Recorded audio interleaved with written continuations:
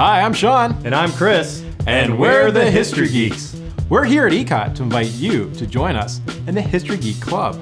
That's right, we are back and better than ever.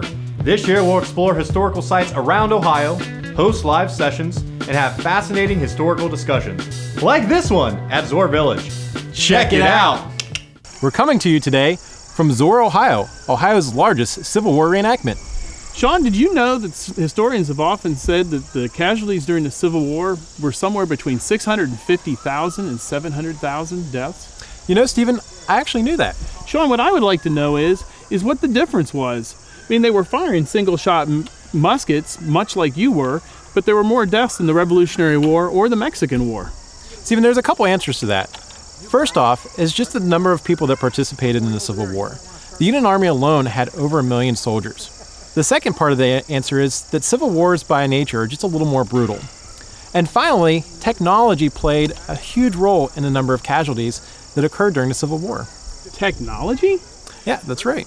Well, you know, when you picture the Civil War, you picture people lined up with single-shot muskets. Well, that's not much different than what I have here. That's right.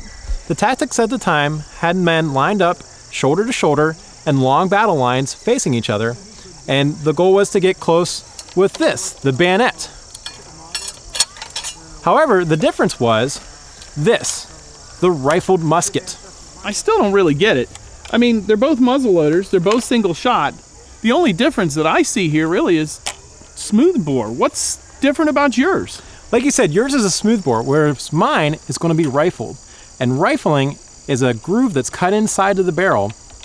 And what happens is when you load a bullet and fire it, that bullet is going to spin out of the barrel as it's shot out. So you're saying that that's going to cause more wounds and destruction? Yeah, think of it this way. Think of a baseball pitcher who's throwing a knuckleball. If they throw that ball is going to move a lot and not be very accurate. Whereas my rifle is going to be more like an NFL quarterback who can put a nice tight spiral on the ball and throw the ball much more accurate and much longer distance. Well, Sean, I guess I'm starting to understand a little of this, but in the end, I'm trying to understand the difference.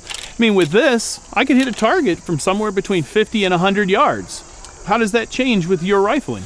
I can actually shoot around between 500 and 600 yards accurately. And that caused a lot more casualties when soldiers are going to be lined up shoulder to shoulder. So, Sean, I think we're starting to understand the differences between the musket, the smoothbore, and the rifled musket. But could you show us how you would load and fire that? Sure. First thing you're going to do is bring the rifle out in front of you. You dig into your cartridge box. And you're going to grab a paper cartridge. Now, inside the paper cartridge, there's black powder, and then at the top, there's actually going to be a mini ball or a bullet.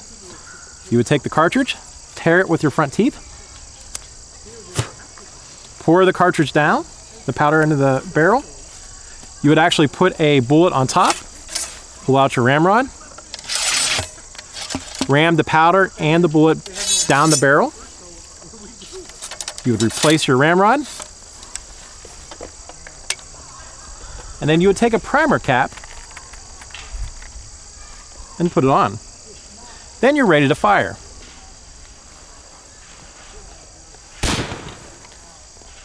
So, Sean, this musket couldn't be the only reason for all the deaths and destruction during the Civil War. You're right. The musket was not the only thing to get a technological upgrade. Artillery also got an upgrade. Artillery was also rifled so they could fire accurately up to 1.5 miles. Naval ships also got a technological upgrade. Instead of being wooden ships, they were actually iron ships. And when they fought those old wooden ships, they easily destroyed them without taking any damage. And then finally, the Union Army, towards the end of the war, started using repeating rifles. Now these rifles, instead of firing 3 shots in a minute like my rifle, they could fire 7 to 14 rounds in 1 minute. So, Sean, with all these changes in technology, surely the generals would have made some changes in their tactics, wouldn't they have? You're right. Towards the end of the war, with casualties mounting, some of the generals and the soldiers started digging trenches to hide behind. In fact, at the Battle of Petersburg at the end of the war, that battlefield looked more like a scene from World War I than the open battlefields that we're accustomed to with the Civil War. So, kids, we have found today that even though technology is a great thing, the technology that was used during the Civil War actually led to more deaths and destruction. Well, that's it for our time. I'm Sean. And I'm Steven. And we're the History Geeks. Are you interested in joining us in the History Geek Club? This year, we have a lot of fun things planned and have even added a couple more teacher advisors to the mix. But first, you'll want to visit the brand new Ecot Club page by going to ECOTtv.com. From there, you'll be able to find us and many other clubs here at Ecot. Special note here, folks, even if you were a History Geek last year, you still need to sign up using the Ecot Club's website. All right, you young whippersnappers. If you are ready to enlist and join us as a History Geek, be sure to visit ECOTtv.com and sign up today. I'm Chris. And I'm Sean. And we're the History Geeks.